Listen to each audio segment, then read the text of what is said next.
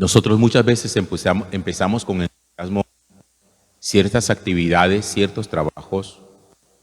Hay cosas a las cuales uno le pone todo el empeño y le pone todo el corazón.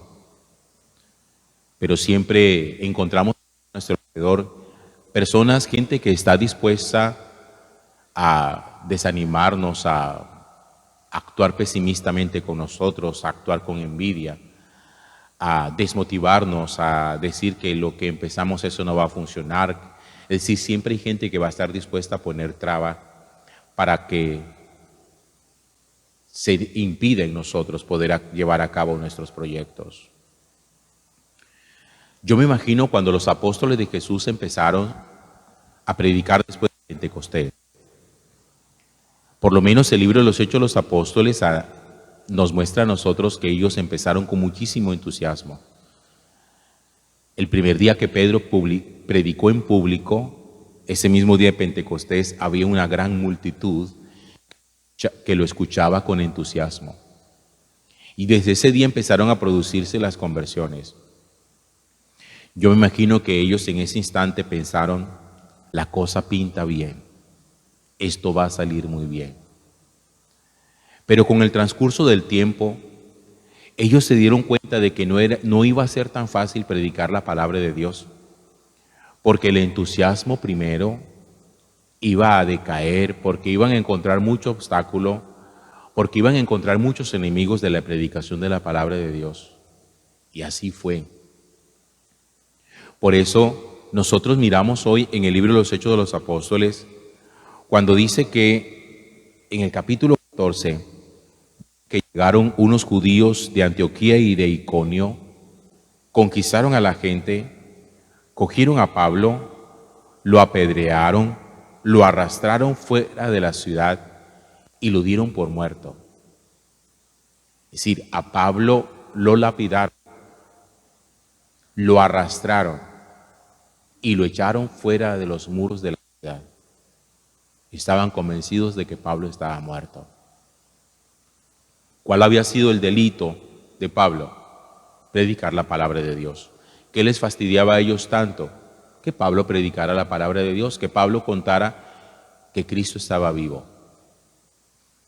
Pero fíjense que esas cosas en Pablo, en vez de producir el efecto que nosotros normalmente pensaríamos que es el efecto del desánimo, Pablo pareciera como que cada cosa de esta le inyectara muchísima más vitalidad para seguir haciendo lo que él estaba plenamente convencido en su corazón que tenía que hacer.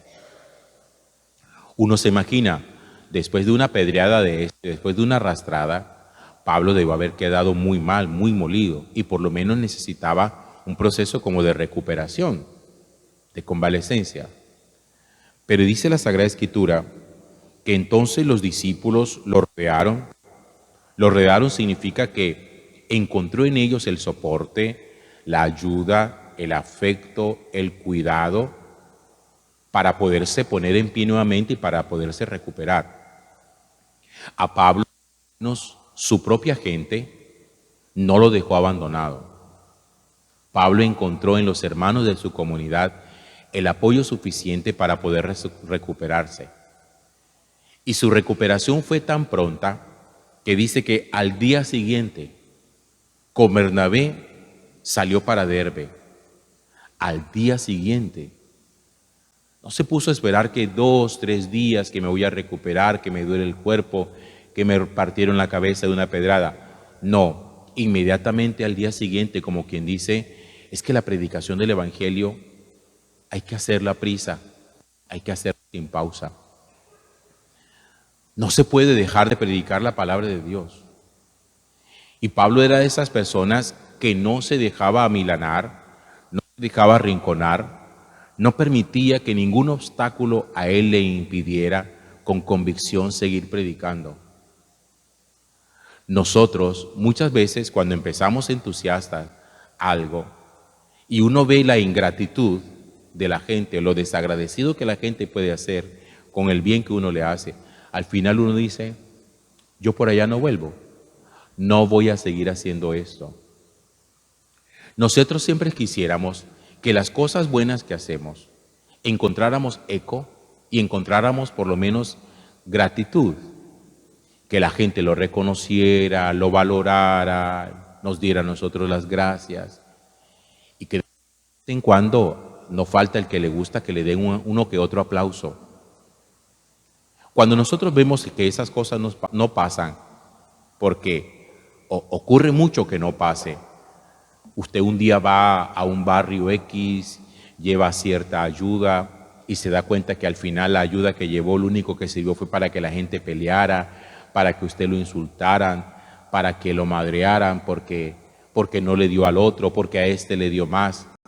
Y hay gente que incluso hasta para hacer el bien tienen que entrar escoltados, porque si no los van a linchar.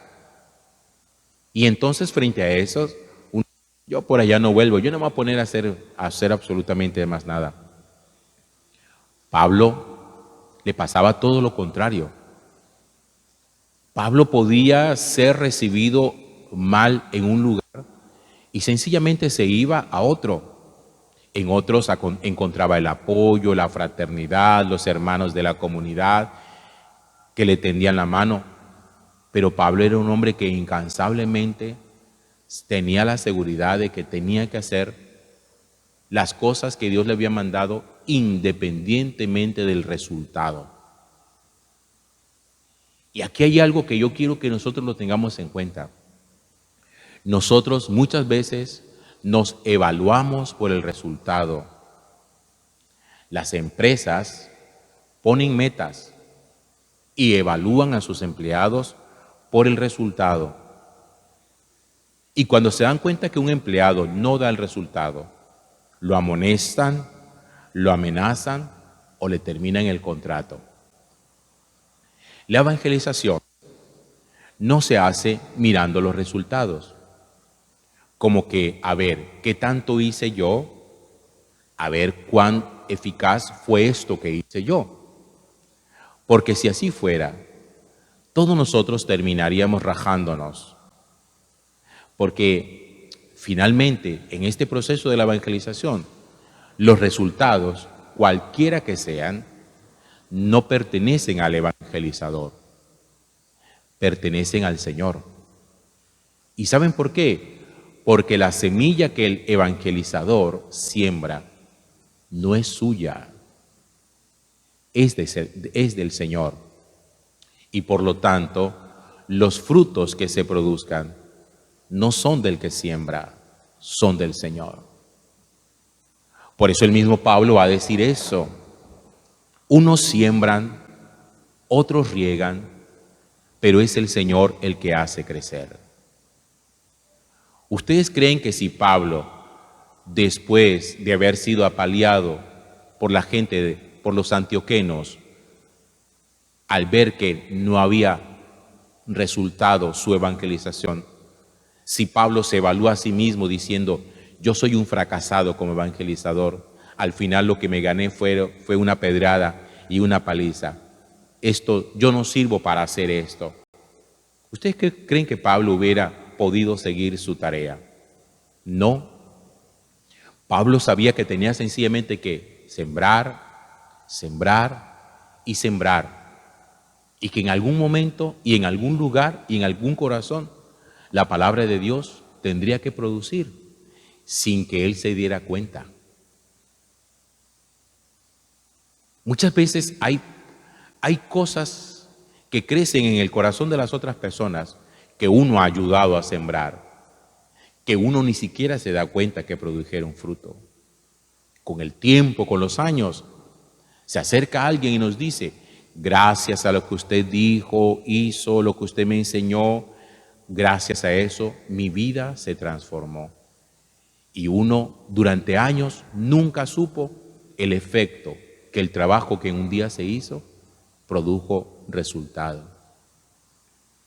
Ustedes seguramente en este momento, con muchos de sus hijos les puede pasar eso, que ustedes se sienten como impotentes al sentir que lo que han hecho por sus hijos, y lo dicen así, es que yo todo se lo he dado, todo lo he hecho por ellos, etcétera. Y ustedes dicen, pero esto como que no ha producido nada. Pero pasado el tiempo, pasados los años, al final los hijos terminan reconociendo y dicen, todo lo que yo soy se lo debo a mis padres, que en su momento no supe reconocerlo, pero hoy tengo que entender y dar gracias a Dios por lo que ellos hicieron. Por eso, miren ustedes, la persona que está convencida de que su vida es un árbol bueno, tiene que producir frutos buenos, siempre. No depende de la gratitud del que recoja los frutos. Porque, pongamos el ejemplo de un árbol de mangos. La gente normalmente cuando tumba mangos, ¿cómo lo hace? Maltratando el árbol, apedrea el árbol. La gente no suele quitar los frutos de un árbol con cariño, sino apedreándolo. Pero aún así, el árbol sigue produciendo cosechas, sigue produciendo frutos, para que todo el mundo se acerque a ellos. Así tiene que ser el corazón de una persona. Nuestra respuesta, la respuesta de nuestra bondad, no debe ser pactada, en el sentido de que yo soy bueno si tú eres bueno conmigo, o yo soy malo si tú eres malo conmigo. No, el que es bueno y su bondad no la pacta. Dice así Jesús, el árbol bueno produce frutos buenos siempre. Por eso Pablo no dejaba a la condición de los receptores de la palabra de Dios el seguir predicando. Pablo no pensaba sencillamente de que era un predicador exitoso que llenaba estadios y que salía aplaudido o que salía en hombros. No, Pablo sabía sencillamente que tenía que predicar. Que había quienes iban a recibir, lo recibían. Que había quienes no, pues no. Y él nunca se dejó amilanar, nunca se dejó arrinconar por el hecho de que hubiera personas que por solo predicar la palabra de Dios lo odiaran. Por eso, ese día que lo apedrearon y lo dieron por muerto, al día siguiente, sin esperar procesos de recuperación, a seguir en lo que estamos y para lo que hemos sido creados y para lo que Dios nos ha llamado. La maternidad y la paternidad son vocaciones naturales, pero también son vocaciones sobrenaturales. Y por eso ustedes, como papás, especialmente las mamás, aunque los hijos suelen ser groseros, desagradecidos, terminan queriéndolos, siguen amándolos, porque eso hace parte de su condición sobrenatural. Y qué bueno que nosotros podamos siempre comprender que nuestra bondad, cualquiera sea la forma que se exprese, no debe estar nunca condicionada a la bondad o a la maldad de los demás. Bien, hermanos, si hay gente mala, pues hay gente mala.